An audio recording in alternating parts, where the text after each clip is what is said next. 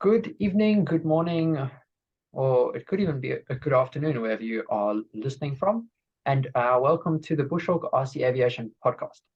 Today on the podcast, we have Benjamin Jacobs from South Africa, same as me, a fellow South African finally. um, Yeah. and today we're going to be talking about lithium-based batteries, mainly lithium polymer, lithium ion, and lithium. What's life? I don't know what life Uh, stands for. Lithium. Yeah, look, life. I've actually got no idea. Let me see what does life stand for. Not a good start. No, it's not. Like Oh what's my life word. standing for No, now? no. Well, it's a lithium something. Yes, it's a lithium something. That much we can promise Yeah, the iron listeners. phosphate. Okay, look, I don't exactly work too often with life batteries, but it's an iron Yeah. phosphate battery. Okay. Okay, so it's okay, cool. So welcome onto the podcast, Ben. Mm-hmm. Um, and am I right in understanding that you work um as a battery expert, for want of a word? Well, I'm not necessarily a battery expert, but I am actually a maintenance technician for a major drone company in South Africa. So I have a Okay. very good understanding of all battery types and what they're necessary for and what they're used for. Yeah, yeah, for sure. Okay, cool. And then, sorry, I'm just running through my list to make sure that I don't miss anything. No problem. So in this podcast, we'll be running through the main lithium battery types, and what types they are and where they're normally used, and then we'll go a little bit more in depth into each specific battery, which I've got three Hmm. written down. Those are the three I was able to find. I'm sure there's others, but you're probably never going to hear of them. So No, I they're didn't pretty much think it would be obsolete at this important. point. Yeah. Maybe 10 years time there'll be more common, but not now. Cool. Yeah. So to start off with, we've got the main lithium battery types, in which case it's lipos, lithium polymers, lithium ions, and lithium phosphates, or LiPs, Hmm. as we've already informed the viewers. Um, so in your opinion, where would you say they're normally used? Mainly, obviously, focusing on the remote control industry. So starting off with lithium polymers, you'd first have to actually look at the kind of power output that they provide. Yeah. Looking at lithium polymers, they every battery has its own characteristics. So in that case, that depends on the use case for what you're going to apply it to. You're essentially going to look at lipos. Look, I'm going to go on a whole tangent, but lipos, you'd start off and look at the specifications and you'd say, look, lipos, they provide a high power output. They actually Yeah. they're very, very resilient.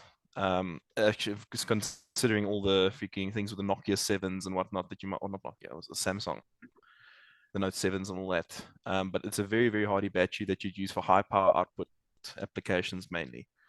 Yeah, so you use them where typically weight is a factor, where you need to save weight as well, because lithium polymer has a very high energy density compared to lithium ions.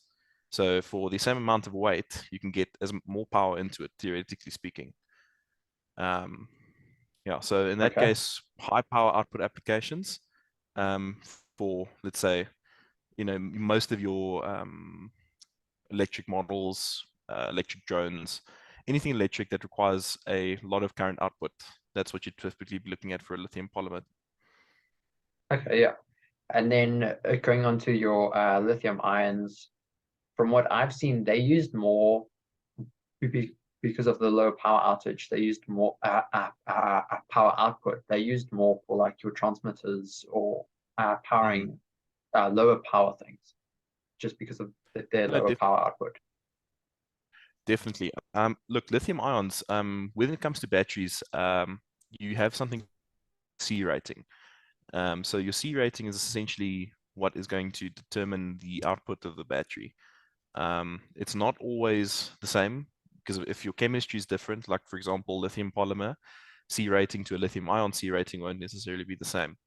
So Yeah, for you'd sure. have to be looking at your C rating first of all. So lithium ions, I believe on the higher end, they are around about, I think maximum in the industry is probably 10 C output power that they can possibly provide. And before I actually, sorry, let me explain what C is actually. So C, it's essentially the output of the battery that it can deliver in an instant. And the best way I like to describe that is actually if you think about it like a straw. Have you ever seen those KFC straws? Those Yeah, huge, yeah, thick straws. So yeah, yeah, essentially what you're saying is the bigger the straw, the bigger the funnel, the more power is going to be able to be delivered at one point. It's going to be easier for that power to actually be delivered.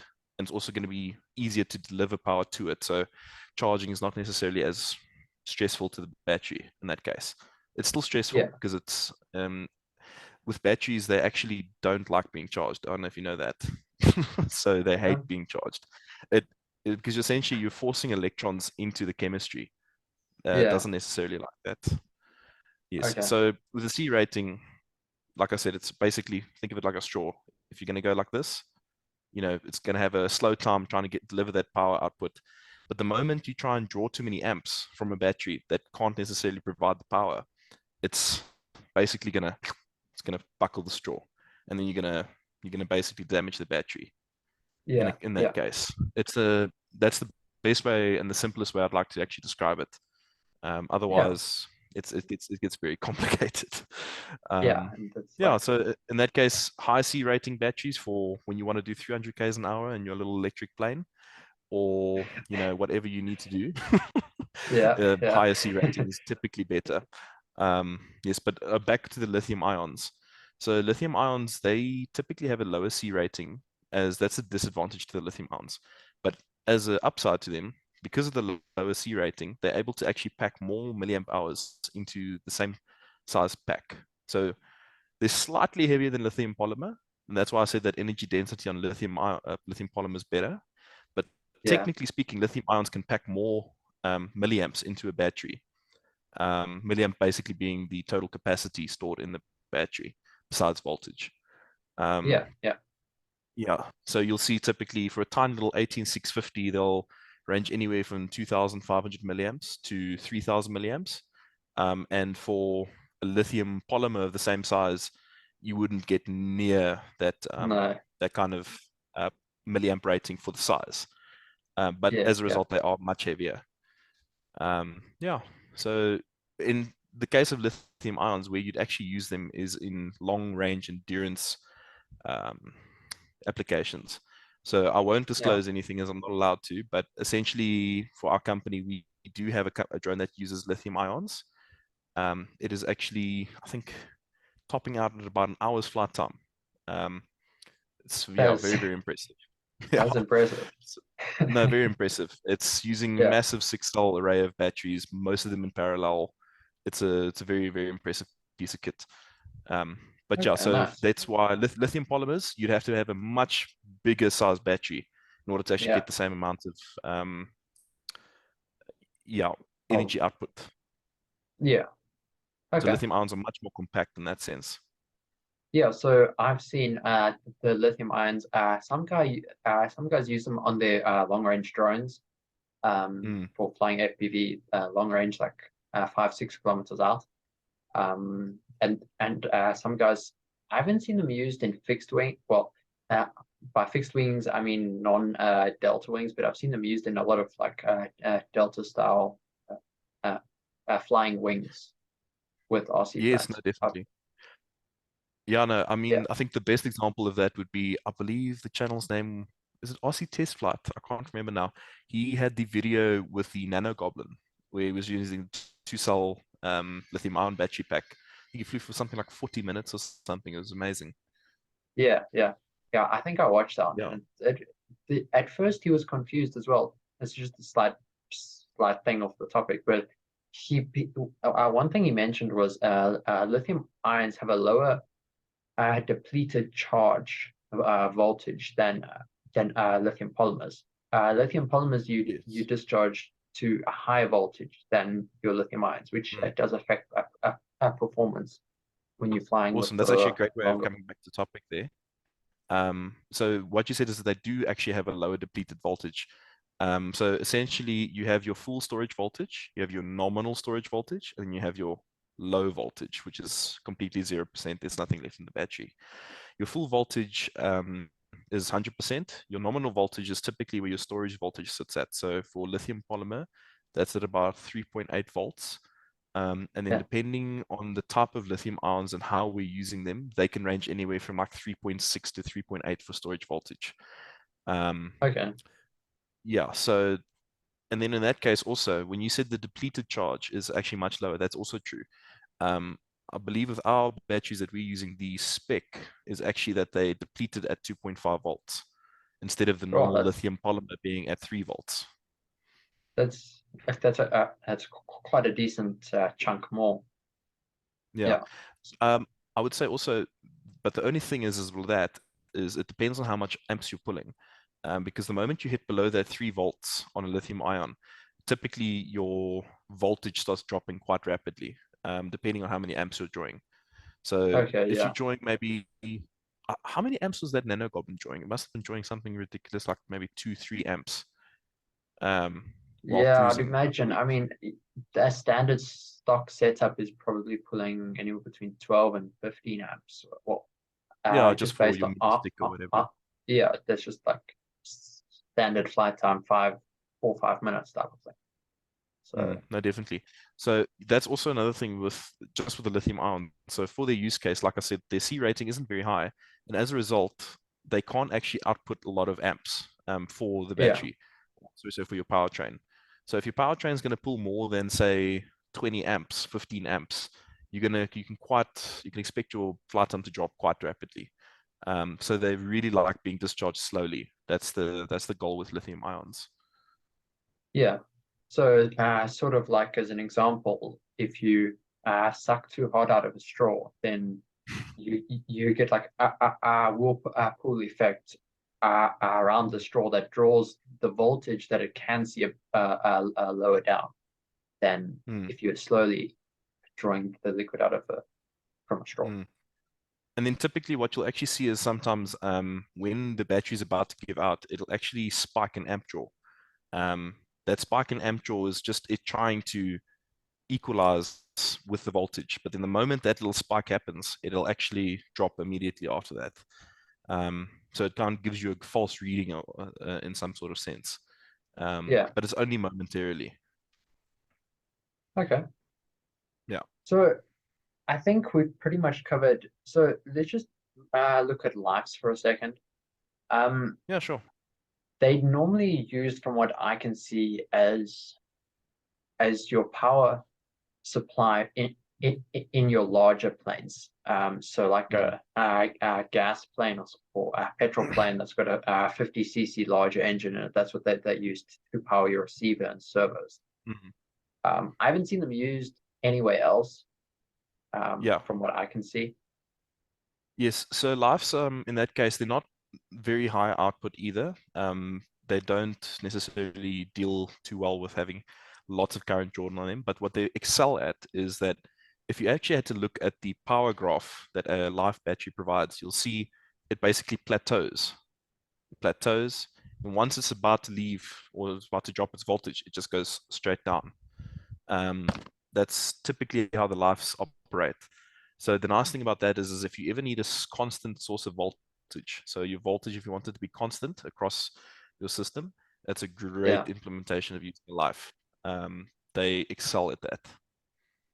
Okay, so that explains why they're used in gas planes as well, because they don't want their voltage dropping by 1.5 volts, because as your voltage drops, your servo torque drops, and all of those Mhm. things just No, definitely. goes down, Look, and like, then you yeah, no, yeah definitely. Um, Personally, I actually got in my 50 cc, and in that I actually use a lithium polymer, a low discharge lithium polymer, and they work pretty well. But Lifes, they work very well for the purpose. yeah.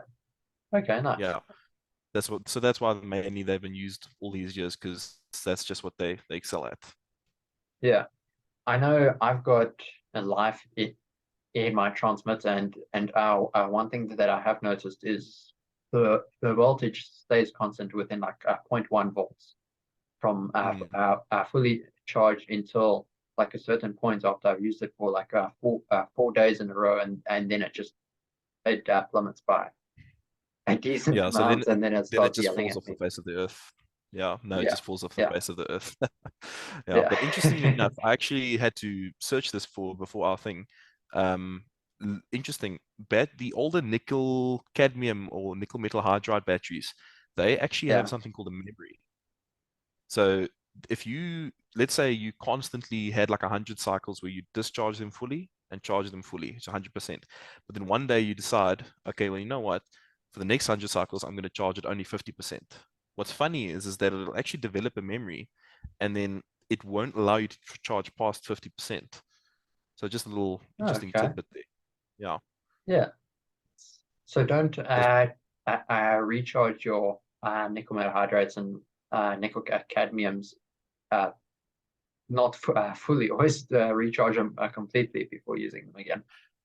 Yeah. So otherwise you actually lose out on their capacity. And then they say, Yeah. wait, Just for those and guys now that you are, want to yeah. charge me fully. Not letting you do that. No.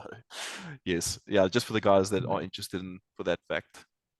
Yeah, and I still see them around a bit. I've noticed that some guys use them in sail planes or slope soarers when they want a bit more weight in the plane, so they just Mm, use those.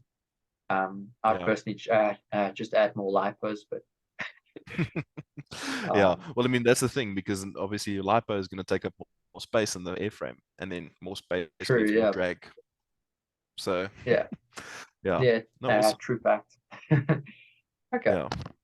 so if we just move on to like a little bit more on C ratings for Mm. charging lithium batteries.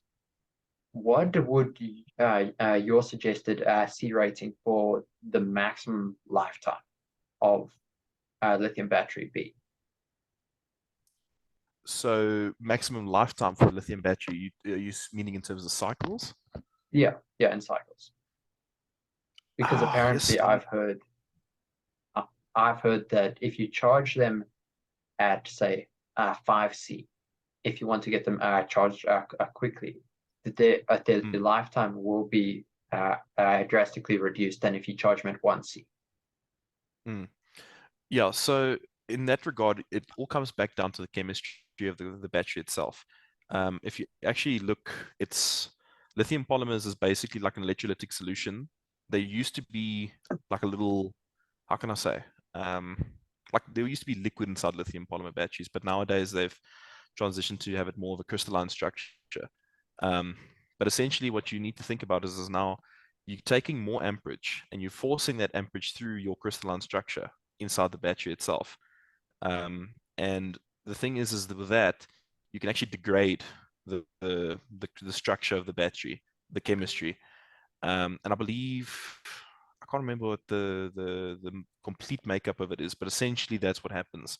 Is the more amps and the more power you're sending through it, the more it's more likely to degrade the actual chemistry of the battery. It's going to start Okay. breaking down. It's going to start swelling. Same for when you're actually pulling too much amperage out of a battery that it can't provide at that time. So your C rating's too low. Like if you ever notice that if you fly, you do some cool tricks and stuff, and you push your Yeah. battery to the limit, you'll see that sometimes a lower C rating will puff much sooner than a higher C rating Yeah. battery. Yeah. Yeah, so Oh, that's typically what happens. okay. But then for charging, it's not gonna, if you do it once or twice, it's not gonna necessarily impact the life too drastically. I mean, with my racing drone batteries, I regularly charge them at 2C when I'm actually out racing. And I haven't Yeah. seen that they've lasted about a year, but that's a year of hard racing. Yeah. Um, yeah. But yes, typically, if you do want to preserve the life of your battery to the best of your ability, um, you should charge always at 1C. So that'll typically be just to explain. So your 2,200, let's say we're looking at a normal 2,200 milliamp battery, right? Yeah. Your amp, that's 2.2 amp hours, essentially what that is. So now when we charge at 2.2 amps, that's technically 1C is what we're charging it at. It's one capacity of the battery. Okay. Okay. Yeah. Yeah, so if you charge it at 2 capacity of the battery, then it'll be double that, so 4.4 amps. And And that's and always why, yeah, as it goes up. Yeah. yeah, And if you no, charge it definitely.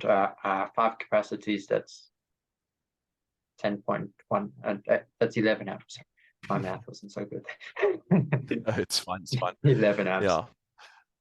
Yeah, which so is, that's typically for charging, you always want to let the power in slowly because, like I said, batteries, they do not like being charged. Like, there's a reason why people tell you you need to look at them while they're charging. You need to make sure that they, not funny, no funniness is happening or anything. yeah, Um, just a sad story. Like recently, I won't disclose who, but I actually had some batteries come in that I inspected, and then somehow they ended up with someone else, and he charged them, and they unfortunately went up. It was not pretty. So just no, to I just to can let you imagine know, not. batteries they are very dangerous. You should always treat them you should treat them better than yourself, to be honest. Yeah, yeah. But Yeah. but obviously, as long as they treated properly and looked after properly, they still reasonably safe. Um, Yes, so just for my personal track record, look, I've never dealt with personally with massive batteries. I'm talking like 5,000 milliamp batteries or whatever the case that may be. yeah, But for the just like how long have I been flying now? 11 years, so around about that time. I haven't had a single battery go up due to a crash, due to mismanagement, due to anything. Um, and I'm lucky in that sense. I mean, touch wood. Yeah, yeah, so if you look after your batteries and you're not abusing them and you make sure that they're stored correctly, you shouldn't have a problem. yeah. And discard damaged batteries. That's a very important thing as well. Definitely. Yes. Then it becomes Yes. more Oh, yeah. unstable. So, yeah, in terms of actually discarding them, there's two ways that you could do it. You could actually you could discharge them on the charger to as low as you can, um, or you could buy one of those little discharging batteries. It's like a little discharge circuit I think you can buy for the drones, and all it does is it just makes heat and it discharges the battery till it's empty. But the tried and true method is actually to put it in a bucket of salt water with the terminal snipped and everything. Okay, and then that Yeah. slowly discharges it because salt water is more conductive than normal water. Yeah, so essentially, I might not be using the correct terminology here, but it is essentially creating a electrolytic solution. And what the salt water does is, like you said, makes it more conductive. It actually allows electrons to flow through that. What's his name? But then it's not. What is the process called? It's not hydrolysis. It's my physics is failing me. But Where it splits the water into hydrogen and I think it's oxygen. chlorine gas. I think it's also hydrogen, oxygen. But I do believe chlorine gas is one of those. Um, Okay, so if you're gonna do it, please do it in like what's this name? A open area, preferably outside. Because as you probably know, chlorine gas is mustard gas. Lots of people have died because of that. So never do it in a yeah, closed or confined space. yeah. Okay, cool. So in general, look after your lipos. Well, specifically your lipos because they tend to be a little bit more volatile than your lithium ions, from what I Well, understand. I'll actually correct you on that point. Lithium polymers, they are, especially, yes, they're definitely dangerous.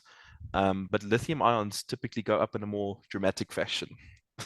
Oh, So okay. from personal experience, this is now some experience at work speaking. We had a battery that was dropped, and because of the weight of the battery and the way that it's made, it's a solid cell. It's like a little vape battery, basically. And what happened was it hit the corner of one of them and it busted the cell open, and it went up like a firecracker. It was literally fireworks. So it's not like you've probably seen on lithium polymer batteries where they go up and it kind of makes like a constant fire. Yeah. Um, a lithium polymer, lithium ion explodes. Okay. It doesn't, yeah, so it's literally a It bomb doesn't waiting like to go off. burn out if it goes boom. Yeah, Yeah. so but the impressive thing is it's not just one boom, it's just like doof, doof, doof, doof. It just keeps on going like a firecracker. It's it's spectacular to see, to be honest. Spectacular Yeah, to see as long as it's in a safe environment. Otherwise, you'd be freaking out a bit. yeah, yeah. I know. That was a fun time. I'm not gonna lie. Yeah, Yeah, I can imagine. Okay, yeah. cool. So obviously, yeah, just respect your batteries, and they should be fine. Try not to drop them, please. Yeah, yeah. I personally had a lipo. The lipo got punctured. Now, apparently, from things I've heard, it would explode or make flames, and all Mm, it did was fizz. There was this little like, and that was it. yeah. Um, I'll have to so I'll have to just look up it again because I can't remember if it's oxygen reacting in the air or if it's the actual moisture in the air. I believe it's the moisture that yeah, actually yeah, I believe it's a moisture. creates that creates that chemical reaction with the electrolysis or electrolytic solution. And that's what causes it to go up. And it's essentially a once again my physics is failing me. It's a what kind of reaction?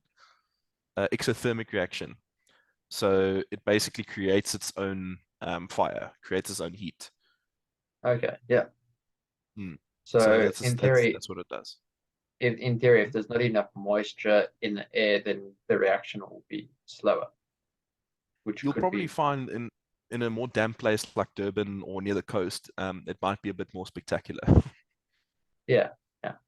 Okay, yeah, that does make some sense. Hmm. Um, No, definitely. so if we look through the list, in terms of storing your lipos, and I'm speaking, well, I guess that this applies for lithium ions, like lithium polymers and lithium phosphates. How should you store them in a safe manner? Well, I'll tell you, there's two main methods that the guys use. There's obviously your everyday little battery bag with I believe it's Kevlar and some other fire retardant materials that's actually been I think sewn it's inside. I think it's fiberglass that they use it from. Is it fiberglass as well? Yeah, Can't quite because remember. if I stick my hand in it, it gets covered in fiberglass pieces. Not Yeah. pleasant. No, not pleasant at all.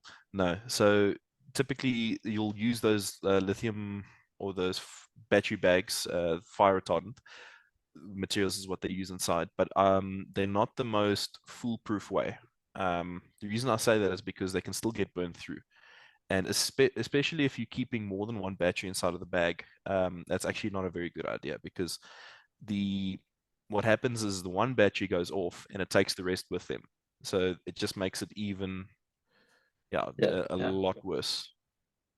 That that does sound like it's essentially adding dry grass to a fire type of thing. No, definitely. It goes up. You're just adding fuel to the fire, basically. Yeah, yeah, The other method that I've seen that is, and I'm also talking from experience from work now, the metal cases, so those ammo containers, yeah, those have worked very well, actually, especially for the smaller size batteries. Well, I say smaller size batteries, we deal with pretty big batteries, but they are relatively decently sized batteries. And I think there was a whole ammo case worth of them in there, and the ammo case managed to survive. It glowed red hot, but it survived. So, and contain the flames and yes, all. So it didn't. yeah, it contained the flames. I think it obviously burnt the rubber seal inside that was keeping it in. But Yeah, the nice thing is it contained the fire, which is the most important thing because your yeah, lithium polymer battery bags, they'll probably stop a fire, but they'll definitely get destroyed in the process. Not saying the same thing for metal battery cases, but they'll probably be, how can I say, more likely to protect against any other valuables that you might have stored in the area. yeah, yeah. Okay. No, definitely. Um, I've heard some guys talk about where they essentially take the ammo case and then they'll stack as Ziploc bags of sand on top of each battery, so that way Mm. it would in theory put the fire out without spreading to the other batteries, in theory. Yes.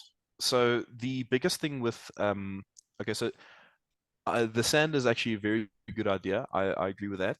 Because technically speaking, nothing can really put a battery out once it starts going, unless you, I don't know, somehow drain all the oxygen from the environment. That's not going to be possible.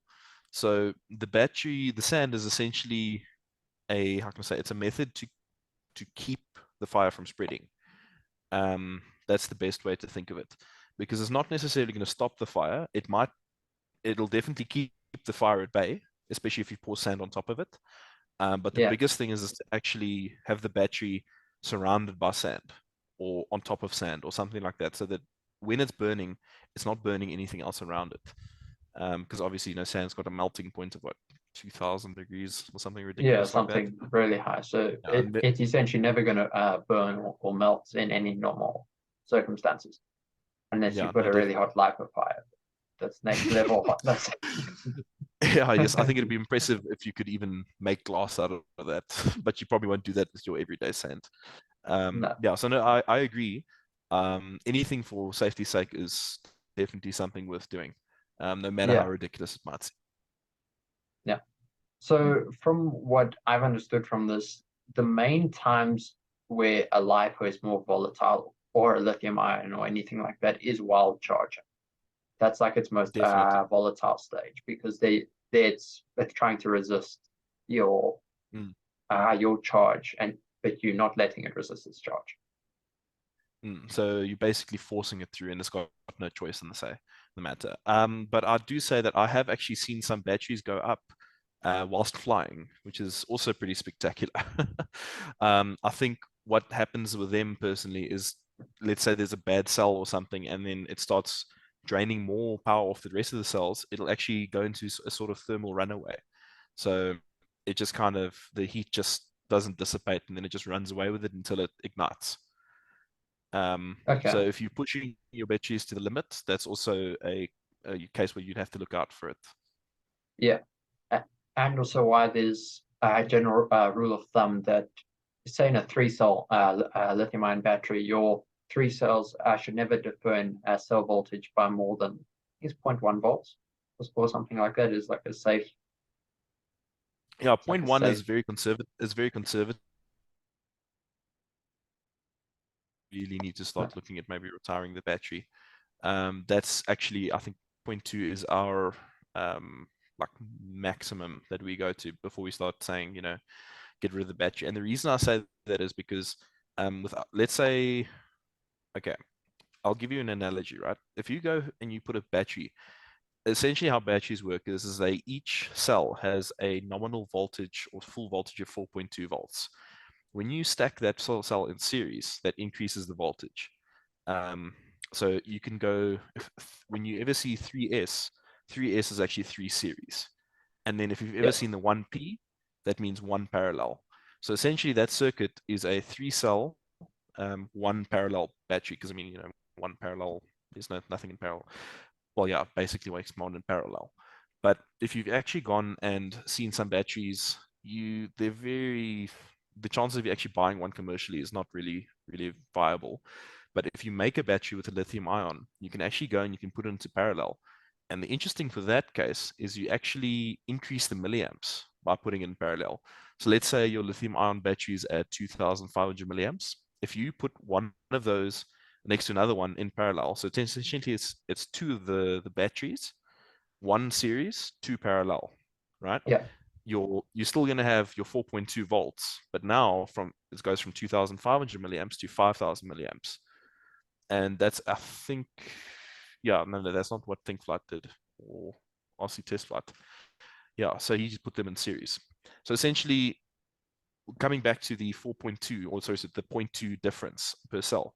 If you've actually seen, let's say theoretically the battery's in a 4 parallel configuration, so 6 cell 4P, right? Just as yeah, an example. We run 6 cell 4P, and then if you see a zero point 0.2 difference on one of the cells, typically what that means is that one of the lithium ions has actually died in parallel. So now you're only running on 3 parallel cells instead of the usual 4. Um, so that's essentially what that means. That resultant voltage drop comes as a result of that. So that's when you need to start considering, to get rid of the battery. But if it's a single Yeah. cell that's died, then that's typically also then the cell's just gone bad. But that's an interesting thing to look out for lithium ions, especially if you want to build long range crafts and everything like that. Yeah. Yeah. Okay, cool.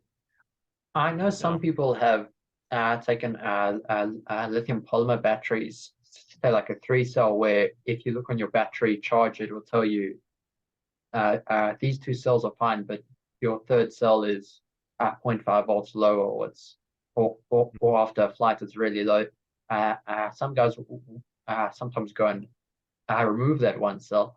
But in my from I've tried that, so I'm talking from personal experience here.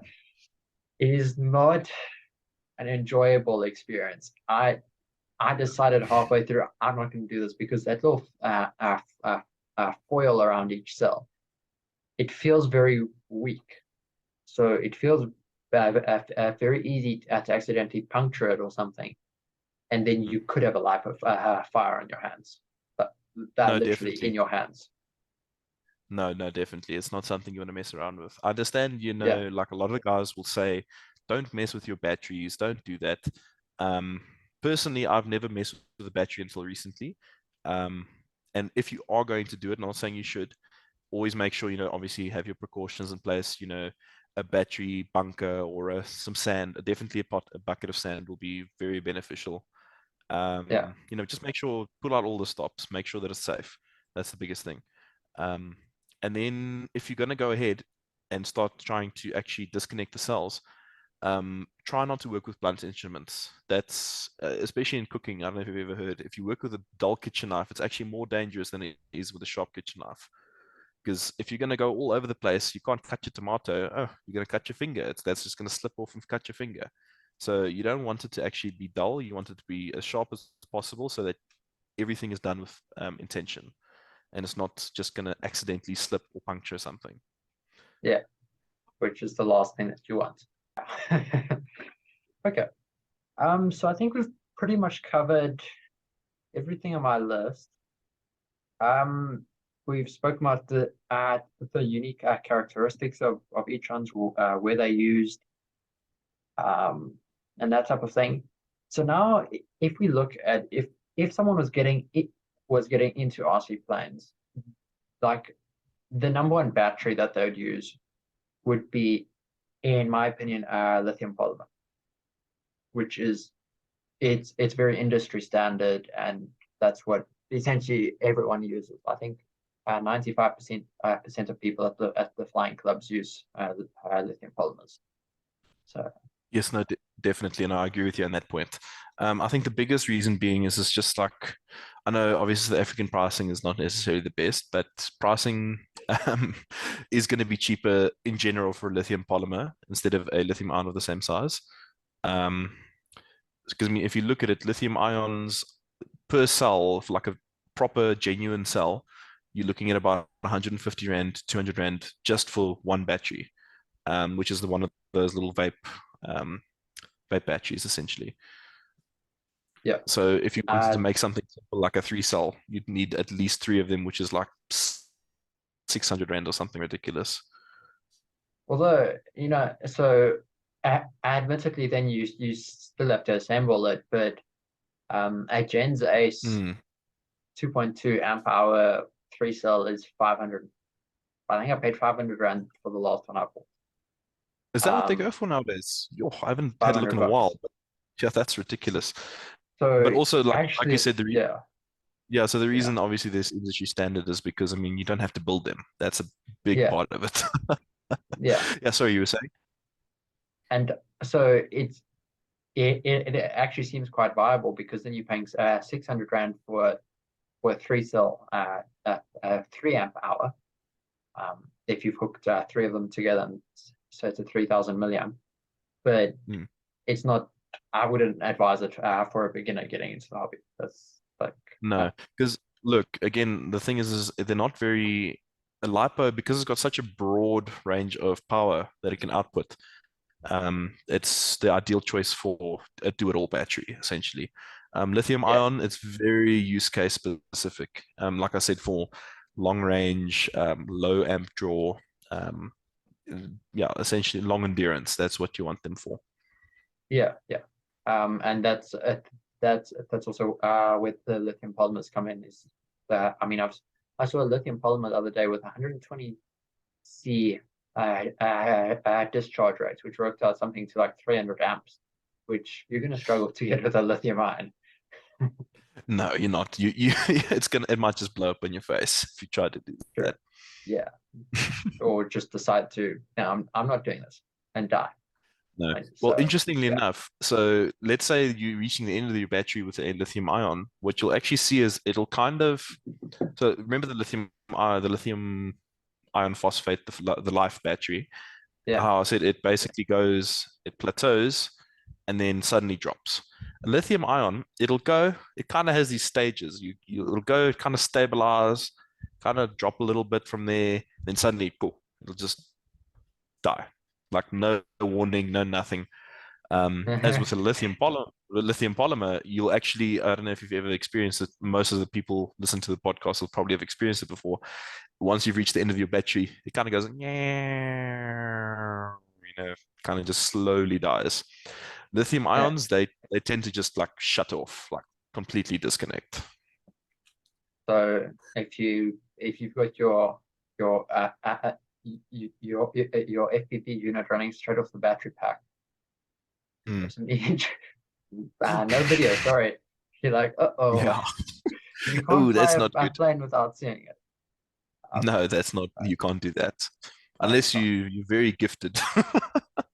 And well, saying that, obviously I still had power, but I flew an FPV long range plane. I was about a kilometer out, and Mm. my FPV headset died because its Oh, battery was a little bit old. So now I've got no video. So I've got the goggles off, and my brother's trying to reboot them so that I can at least see like what was happening with the plane. But if you know your plane, then you can kind of fly it without seeing it. So I did manage I had to turn it around and bring it back into line of sight, but it was the most terrifying experience I've ever had. But that oh no, I still definitely. had power. I've Still had had power. similar. Said similar stories from other people. Personally, I do still want to try the whole long range thing with my personal stuff. Just not gotten to that point, but I've heard some Yeah. stories where it's very interesting. The guys saying they've lost their drone at 3Ks out, and then they just put it into horizon mode, and they're kind of like, I think I was going this direction. Let's maybe yaw it this much, see if it comes back, or fly it Yeah. backwards. It's it's essentially what happened. Personally, But I wouldn't turn it around. I'd keep it looking forward and fly it backwards because turning it around, yeah. then you can go like that Yeah, you direction. can You want go to to come this way. Timbuktu. Who knows? Exactly. Yeah. Yeah. Yeah, you see, Okay. that's where my lack of experience comes in. Yeah. Well, I've two little racing drones or 3-inch racing drones. They fun. I've yet to manage actually flying them through the goggles. It's like I have a Yeah. habit of either losing altitude or a tree. And there's a tree in the way. Now I'm like trying to think, okay, so what's the correct maneuver in a plane? It's pull up. There's no pull up for a Mm. drone. You've got to throttle up and yeah, Yeah. yeah, that, No, it's just very interesting. Simulators also yeah, help a lot with that, though. But yeah, yeah, that no, is. stick time was the biggest. Stick time was the biggest thing. Yeah, it is. Yeah. I No. personally I prefer my planes, but planes can't fly in 50 kilometers per hour winds. Drones don't care. They say, oh, what Yeah, wind? no, drones don't I don't even typically. notice Yeah, it. there's no wind. What are you talking about? Yeah, Exactly. yeah. A plane, you're Yeah. like, oh no, it's 20 kilometers per hour. Land this thing on the runway. If it's a crosswind, Yeah. it's even worse. Interestingly enough, running some pilot drones, we've flown them in excess of, I think, 18 meters a second was the max that I hit personally. I've seen some guys hit them at like 25 meters a second and they still fly them back, and I don't even know how. But you'll sometimes see they just go, wow, freaking all over the place. That's Yeah. that's fast. Yeah, I think the max speed that I've seen on YouTube that is well, I think it was a 5-inch racing drone and get it flying at 230 kilometers per hour. Like, Mm, yeah. and the speed at which those accelerates, if you punch the throttle, it's at that speed faster than a Tesla type of thing. Yeah, no. So yeah, no, it's instant acceleration essentially. I mean, you've probably seen all those Yeah, Instagram videos, 0 to 200 k's an hour in a second, and people are like, no ways, and then it's like, well, it's true. It is super duper fast, and that's yeah, definitely why you'd be wanting to use the lithium polymer batteries. There's no ways anything else could. Interestingly enough, actually, let's do a tangent here. I know it's not been covered by the topic, but lithium polymer has a variant called lithium high voltage. Lithium high voltage is essentially a lithium polymer battery that's been modified. So it's got a slightly different chemistry, and as a result, it can output a slightly higher energy density. I think it's like 10% or something extra for energy density. So those are also really good for long range applications where there's high power output required and stuff. Like for example, let's say you need something with a VTOL where you're actually coming in and flying, and then when you need to transition with the four motors, those things pull like 50 amps sometimes. They're massive, massive yeah. amount of amperage. Because So they've got to hold up the entire weight of the plane or the drone or something like that. yes, definitely. And I mean that's another reason why, look, for forward flight, a lithium ion battery would be absolutely perfect. Like model long range planes, they sip juice. They go at like 4 or 5 amps or something when Yeah, cruising, especially when hooked up to a nice RG pilot setup. Um, but the moment, like I said, obviously now you transition. Now either you have a dedicated battery for the transition, or you just use the same battery which you've been using for the flight. So that's why that's why you typically want to use a lithium high voltage for something like that, where you want to get yeah, the best of both worlds, essentially. Um, and obviously, it's not going to have the same density as a lithium ion for the weight. Oh, what? No, no, no. What? Yeah, sorry, I'm messing myself up. So it's not going to be the same as a lithium polymer or lithium ion. It's going to be about the same weight as a lithium polymer, but it's going to have slight, like that little extra 10% that's been, it's like, boosting your car. You just yeah. boosted their battery a little bit. But the nice thing is that they have a full voltage of 4.35 volts. And I believe the zero voltages, some people say between 3 volts. I like to say it's about 3.2 volts, is their zero voltage. Because otherwise, if you go Okay, below that, you might be causing damage to the battery. yeah, which is not not advisable. No, especially for something that's very heavy and it's not going to come down lightly. I've had a few of those experiences. Yes, I understand that. Yeah, no, definitely. Yeah. No, Yeah, awesome. Yeah, so lithium high voltage is also something to consider. Very similar to lithium polymer in the way you should maintain and treat them. Obviously, the main differences is just the voltage differences. You need to use a special lithium high voltage charging, so LIHV. There's a charge function found on most of your chargers. I'm not sure about the much older ones because I believe lithium high voltage has only it'd been have to be a around new. for, yeah, it had to be a relatively new charger because lithium high voltage has Yeah, only been around for about a couple of years now, I think, or I might be completely wrong in that regard. I, We'll see I if someone think it's corrects me in the become. comments. Yeah, I think from what I've seen, E-flights, I think it was, came out with the like first more common ones. And slowly it's grown. I personally haven't seen them or used them, but Mm, yeah, I definitely have seen them. But I can say for certain that my chargers don't have that option. My chargers are mm. 4 years old, so yeah, Yeah. So another interesting thing, so also for high endurance, that actually translates more than you would think to the smaller batteries for lithium high voltage. If you've ever flown a toothpick, it's essentially a little 2.5-inch blade micro drone that runs on like a two-cell battery. Those things are so much fun to fly. But I think a big contributor to that is that they're so stripped down for the weight. They're super duper lightweight.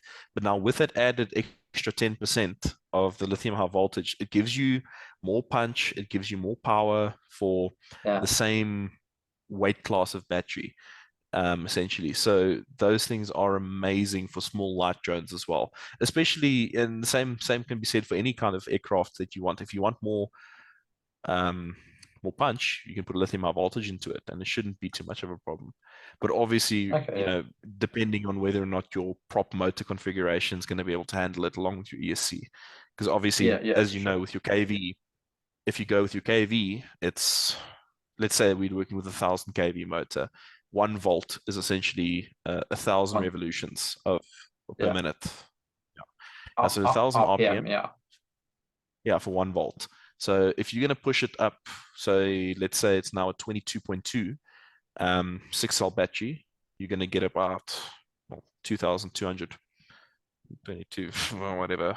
Just like doing 22,000, yeah, 20, 22,000. you're going to get 22,000 RPM. But now if you're going to go with your nominal voltage and lithium high voltage, I believe it's at 22.8 is their nominal voltage. So now you're going to be pushing your RPM up, which in turn is going to increase your amp draw as well. Yeah, Yeah, so just yeah, something because to then it's watch out just for. running it. Yeah, cool. I think that about wraps it up. Awesome. I think, yeah, that's about all that I've got on. Thank you very much for being on the podcast.